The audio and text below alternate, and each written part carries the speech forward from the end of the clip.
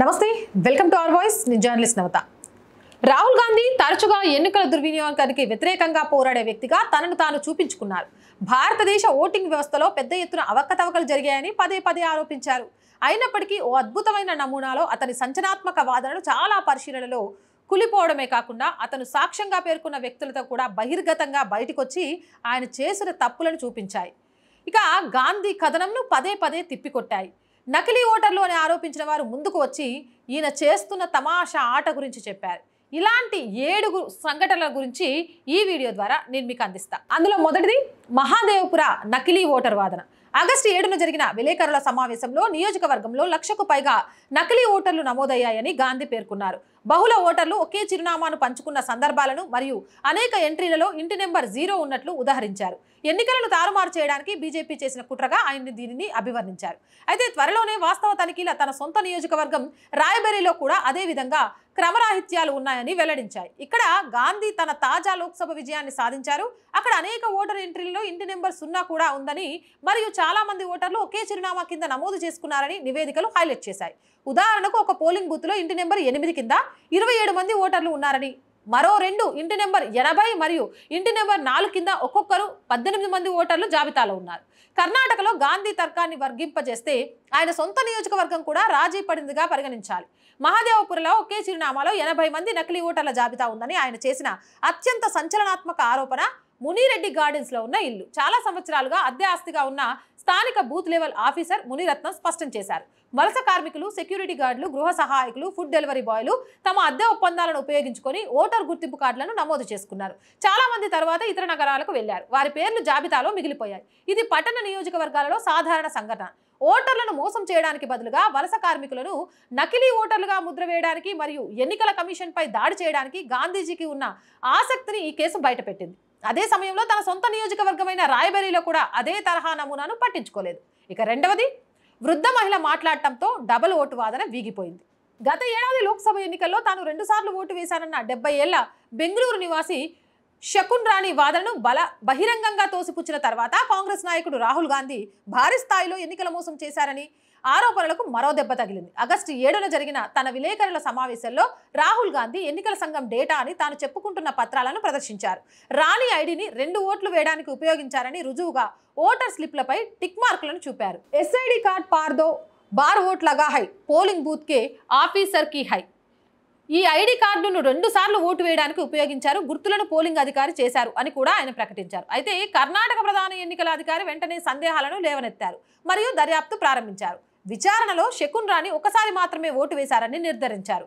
మరింత ముఖ్యంగా గాంధీ ప్రదర్శించిన పత్రాన్ని ఏ పోలింగ్ అధికారి జారీ చేయలేదు.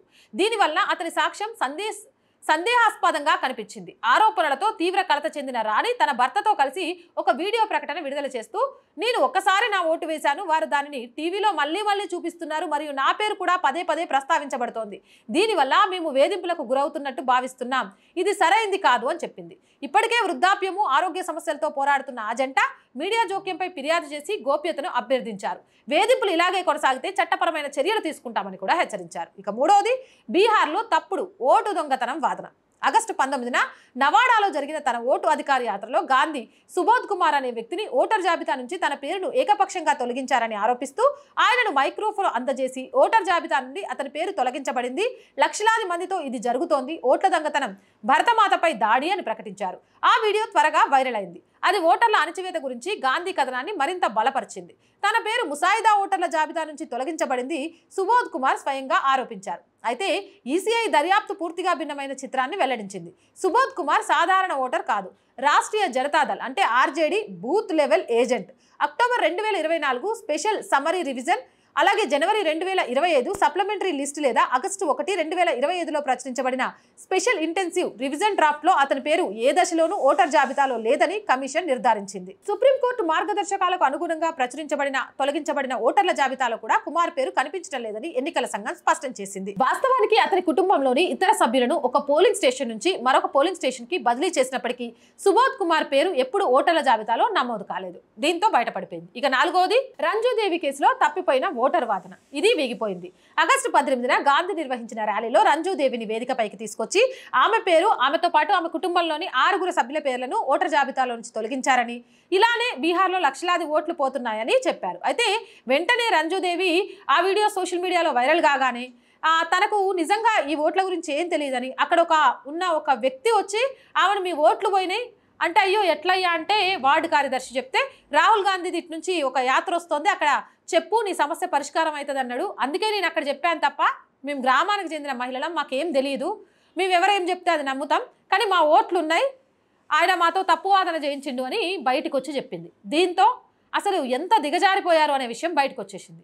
ఇక 5వది, కేవలం 35 ఏళ్ల వయసులోనే ఓటు వేసిన 124 ఏళ్ల ఓటరు రాహుల్ గాంధీ, ప్రియాంక వాద్రా సహా పలువురు ఎంపీలు మింటాదేవి చిత్రం మరియు 124 నాట్అవుట్ అనే నినాదంతో కూడిన టీషర్ట్లను ధరించి ప్రదర్శన నిర్వహించారు. సివాన్లోని దౌరండా అసెంబ్లీ నియోజకవర్గానికి చెందిన మింటాదేవి 124 ఏళ్ల వయసు గల తొలిసారి ఓటర్ అని ప్రతిపక్షం ఆరోపించింది.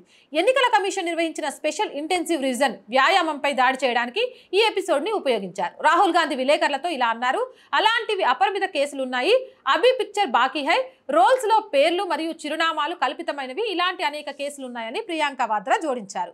అయితే దర్యాప్తు ప్రతిపక్ష కథనాన్ని తప్పుపట్టింది. విలేకరులు మింటాదేవిని కనుగొన్నారు, ఆమెకు కేవలం 35 సంవత్సరాల వయసు మాత్రమే అని తేలింది.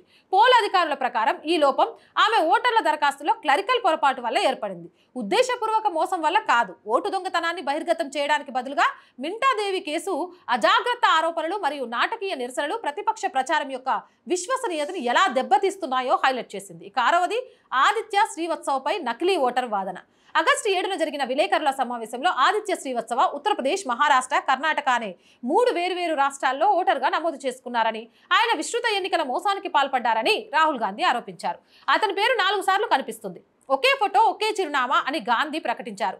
అలాంటి కేసులు వేలాది ఉన్నాయని పేర్కొన్నారు. మరుసటి రోజే శ్రీవత్సవ ఇండియా టీవీకి ఇచ్చిన ఇంటర్వ్యూలో ఆ ఆరోపణలు తోసిపుచ్చారు. తాను మొదట లక్నోకు చెందినవాడినని, అక్కడే తన మొదటి ఓటర్ ఐడి జారీ అయిందని, 2016లో ముంబైకి వెళ్లిన తర్వాత తన ఓటర్ ఐడిని బదిలీ చేసుకుని 2019 లోక్సభ ఎన్నికల సమయంలో అక్కడే ఓటు వేశారని, తర్వాత 2021లో ఆయన పని కోసం బెంగళూరు మకాం మార్చి మళ్లీ తన ఓటర్ ఐడిని బదిలీ చేసుకుని 2024 ఎన్నికల్లో కర్ణాటక నుంచి చట్టబద్ధంగా ఓటు వేశారు. తాను ఒకేసారి బహుళ రాష్ట్రాల్లో ఓటు వేయలేదని శ్రీవత్సవ స్పష్టం చేశారు.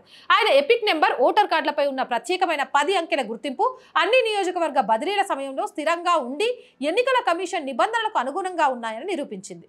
ఒకటి కంటే ఎక్కువ రాష్ట్రాలు తాను ఓటు వేస్తున్నట్లు చూపించే కాల్ రికార్డు లేదా సీసీటీవీ ఫుటేజ్లను కూడా చూపించమని ఆయన రాహుల్ గాంధీకి సవాల్ విసిరారు. ఆధారాలకు తోడు ఇండియా టీవీ విలేకరులకు ఆయన పాత ముంబై నివాసాన్ని సందర్శించారు. అక్కడ ప్రస్తుతం మధ్యవారు శ్రీవత్సవ 2021లో ఖాళీ చేశారని ధృవీకరించారు. ఇక 7వది, రాహుల్ గాంధీ ఓట్ చోరీ ఆరోపణను గుర్గిరాత్ సింగ్ డాంగ్ తిరస్కరించారు. ఆగస్టు 7న జరిగిన విలేకరుల సమావేశంలో రాహుల్ గాంధీ గుర్గిరాత్ సింగ్ డాంగ్ తన నియోజకవర్గంలోని వివిధ పోలింగ్ బూత్లలో ఓటు వేసినట్లు ఓటర్ల జాబితాలో 4 సార్లు కనిపించారని ఆరోపించారు. ఇక్కడ ఒక నకిలీ ఓటర్ ఉన్నాడు, అలాంటి కేసులు 11,965 ఉన్నాయి. గుర్గిరాత్ సింగ్ పేరు 4 సార్లు కనిపించింది, ఒకే చిరునామా ఒకే వ్యక్తి అని ఆయన పేర్కొన్నారు. ఎన్నికల కమిషన్ బీజేపీతో పొత్తు పెట్టుకుందని ఆరోపించారు. అయితే డాంగ్ ఈ ఆరోపణల్ని తోసిపుచ్చారు. నవీకరణల సమయంలో సాంకేతిక తిరస్కరణల కారణంగా 4 ఓటర్ ఐడీలు పొరపాటున సృష్టించబడ్డాయని, కానీ తాను అధికారికంగా వాటి రద్దు కోసం దరఖాస్తు చేసుకున్నానని ఆయన స్పష్టం చేశారు. నేను 4 సార్లు ఓటు వేశానని నిరూపించమని రాహుల్ గాంధీకి ఈయన కూడా సవాల్ చేశారు. ఈ అబద్ధం వల్ల నా కుటుంబం వేధింపులకు గురవుతుంది, నన్ను కించపరిచే వారిపై కూడా చట్టపరమైన చర్యలు తీసుకుంటానన్నారు.